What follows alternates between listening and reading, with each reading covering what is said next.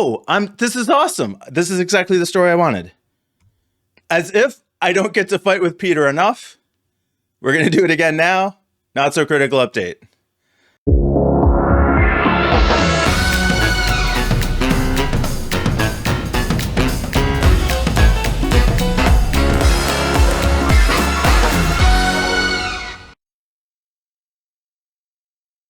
Yeah, as if we don't fight enough. I picked this story. Advertising is essential to the free web, but tracking isn't, is the title.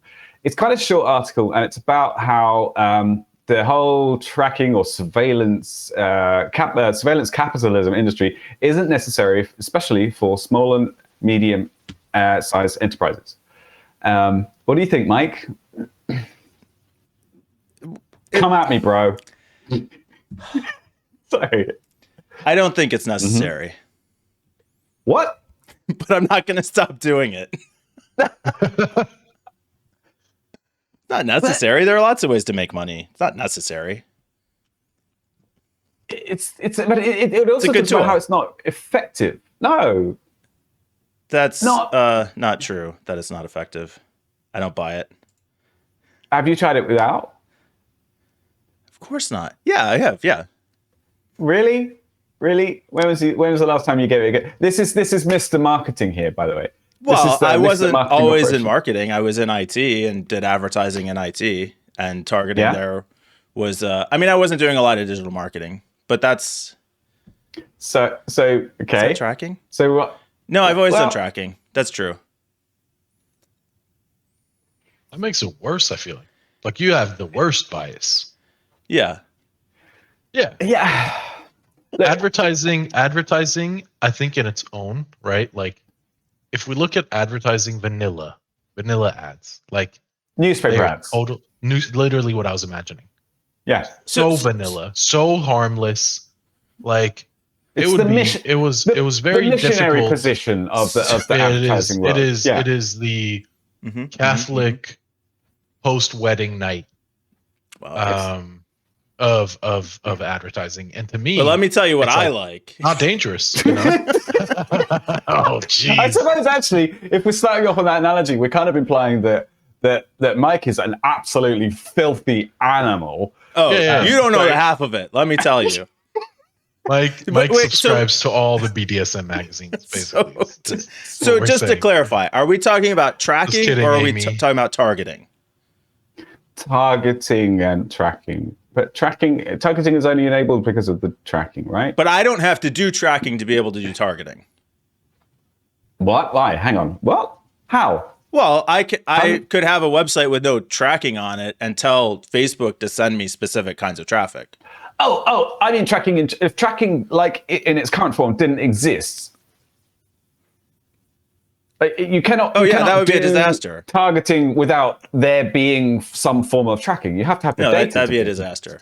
You mean I have to wait for somebody to do something relevant to what I'm doing before I can push an ad to them? I can't just jump in front of them on their Facebook feed when they're minding their own business? Right. Yeah, that would be a disaster to actually try and make things relevant to people's experience on the internet. That would be horrible, wouldn't it? What's relevant when you're just surfing your stupid news feed with your whatever sister's nonsense, your cousin, like who cares? Whatever. Maybe your friends online. Maybe nothing, and maybe that's fine. But like, oh god, this just annoys me so much. It doesn't even annoy me anymore. It just frustrates me. And it's not even the worst part of the whole thing. The worst part of the whole thing is the unintended side effects, the privacy violations, the lack of respect for other people's data and what they're doing. It's not really so much the advertising industry. People don't respect their own data. Well, why should you have to? Why should you? Like, okay, I left my front door open. You deserve to get here we go again. No. Yeah, I'm not going to use the same analogy I used last time, but it's kind of along those lines, you know? Like, I don't deserve to get burgled just because I left my front door open. But you're coming into my house. You're coming to my website. I'm not. I mean, I don't deserve to get pickpocketed while I'm on your exactly on your website. I think I got the solution. By the way, I have the solution for tracking. What? Yeah. It would be not consensual tracking. I don't even know how to. I'll describe it instead of trying to find a buzzword. Basically, I want to be able to go to like an advertising authority and be like, here's the shit I like. Stop tracking my Google searches. Here's what I like. Yeah. Here's a list of 10 things that I like to see in my ads. And now I've chosen to be tracked. Do you get what I'm saying? Like you can then attach this to my ID. People don't know what they need. What? People don't know what they want. They can't be trusted. It's a nice idea in theory, and I would probably accept that as well. But the problem is Google kind of does this. Google does it in an underhanded way. Twitter does it as well. You can actually see what interests they've aligned with you. There's all sorts of different options. There's the centralized DPA, or not DPA, there's the centralized advertising thing, the DGA, I think. I don't know. It doesn't work because of evil companies who just try and take more and more and more and track you without your permission. It's not about but it's not about the companies who's taking, right? That's like telling the drug dealer that he shouldn't go buy more drugs to sell. He's already a drug dealer. It's the provider. It is the supplier, right? It is Google. Yeah. It's Google. Was that a bad analogy? Maybe. No. But my point is that Google should not be allowing themselves to take every single search and completely disintegrate it, so pick it apart and when you talk about Google, what ads are you talking about? The search ads? Yeah. Well, no. I'm talking about the profiling. I'm talking about using my search. I'm talking about using my queries to build a complete advertising and tracking profile against me, right? And when I search Google for, I don't know, cat food, right? I'm not talking about the top 3 results that are ads. Mm-hmm. I'm talking about the fact that Google then sells with my identifier, with my ID, my advertising ID. They say, hey, this dude just searched for cat food. Go ahead, go on. Go, you little dogs. Go sell to him. Go push to him. So like in their display ads. Their search ads you're fine with. Their display ads is where there's the issue. No. No. It's not the ads. You're misunderstanding me. Mm-hmm. I don't have an issue with the ads. That's a whole issue. That's a whole other book. Look at where is he? No, that way. Yeah. Look at it. Looks so thoughtful. Yeah. I'm really considering your point of view. Yeah. Takes all the notes he just wrote down right into the bin, right into the trash. So that's an interesting point you just made. Let me tell you why you're wrong. So I hear you. I've been trying to hear why you're wrong. Look, to bring it back to the actual article for once, right, in our sorry lives, this is actually kind of what it was saying, is that for massive companies like Google and Facebook, who are the ones who are enabling this massive profiles being created of you, it's not essential to them at all. They do not need this tracking. Advertising is fair enough, but the tracking and targeting is just, and it's not even that good. When you're a tiny company, being able to micro-target people based on a massive, 10-year-old data set of psychological profile built of them was just show them relevant ads. So, yeah. I mean, it's the enablers. If you look at the results of ads with different tracking parameters, you can very clearly see that certain combinations work better than others. If it were true that the tracking didn't work, then they would all be within a statistical range of average. Okay. And wouldn't have any impact. Find those stats, and I want to see them, please. You see it all the time. I don't. So I worked at a company that did digital marketing analytics. Yes, it was in our best interest to do that. We were working for information marketers, helping them manage this targeting. Time after time, that's what people pay for. That's why they pay for the targeting. Yeah, have you never seen the way an ad manager works? You see all your campaigns, you see your audiences, you see what the ads are, you see how they're performing. right? Have you seen comparisons of that versus contextual advertising? Because the reason that people believe that it works is because the people selling it, like Facebook and Google, have a vested interest in convincing other people that it works. Yeah, there's been a lot of studies done. LinkedIn got caught out because their head of tracking or targeting or whatever baby eating operations was like caught out from internal memos that he said, "Hey, I don't know how to sell this anymore because it's not working and it hasn't been working for ages." Did you see that one? That story?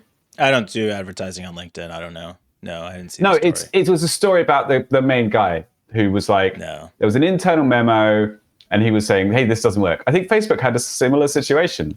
Not convinced. Okay. I asked to see the proof, and you're like, "Yeah, but really, it's there. I see it all the time." And now I'm telling you, I don't know what I can show you. I mean, I can try and find people who. I don't know what I can show you. Like, I've been in dozens upon dozens of ad accounts and seen different results based on different targeting. I've seen the optimization process work. I don't know what to tell you. You can optimize contextual ads as well. And I think that you would probably see very, very similar results if you went through the same process of optimizing them. Contextual ads are a lot more expensive, which you don't care about, because the ad networks don't support it as well. Well, why not? Like you could buy ads on a specific website, but you have to then go to their ad broker, and they have their own problems. Can't you do it against keywords? Why do you have to Well, that's how the Google search ads work, by keywords. But what keywords are you searching for on Facebook when you're scrolling through your feed? So you could say, I don't want to see ads in my feed. It's not great. Keywords I don't either, but I do. It's not keywords that we're searching for. It's content on the page.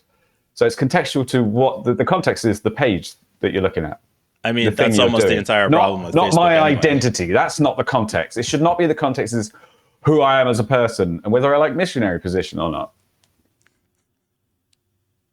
Just saying. All right. You know what, guys? If you're still watching, Mike made us do all these like reaction shots later because he's like a podcast pro. I think one thing he missed from this, and you can have it right now, Mike, is because Wow. So there's two sides to tracking. Jon, bloody hippie. There's two sides to tracking, right? Like the two arguments that I hear from you is that people don't want to be tracked. I mean, so three. It's not effective. People don't want to be tracked, and then it's unethical to track. Right? Those are fundamentally the three things. Well, the people don't want to be tracked is I'm with you that I think that they should have the agency to allow themselves to be tracked if they accept the risk reward proposition, which they do implicitly. Well, it's the implicit acceptance is that I have a problem with. How? Because I don't think that they can accept something they're not aware of. Everybody's going to say they don't want to be tracked. Yeah, but they're not going to do anything to not be tracked. So do they really not want to be tracked? Well, they still want the benefits. That's not true.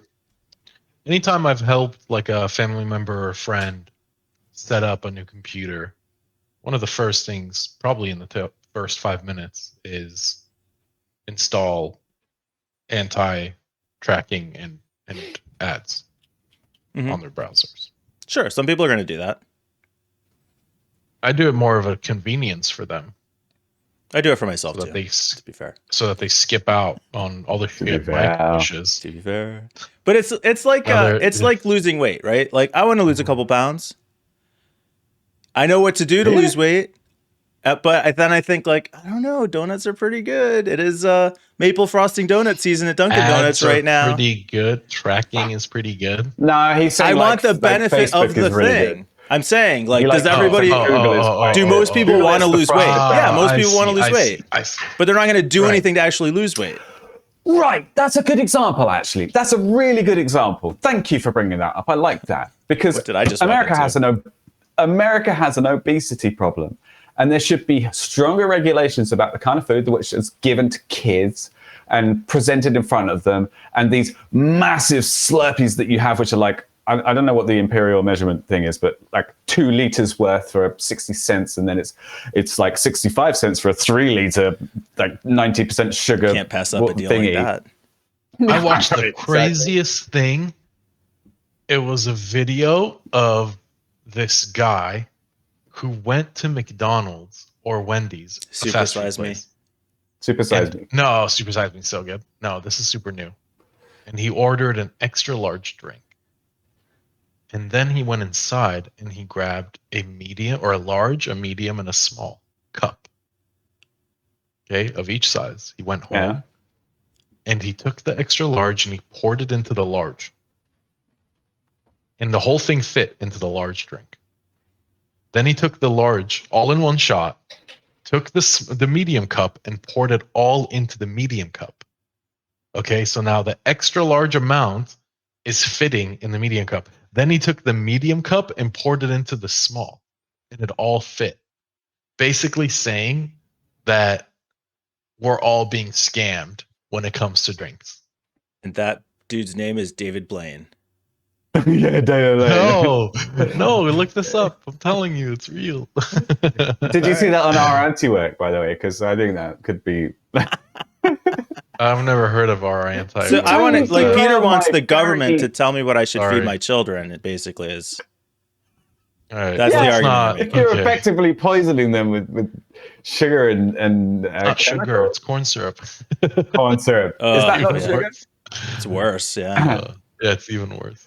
All right. So we haven't gotten anywhere, and like and subscribe.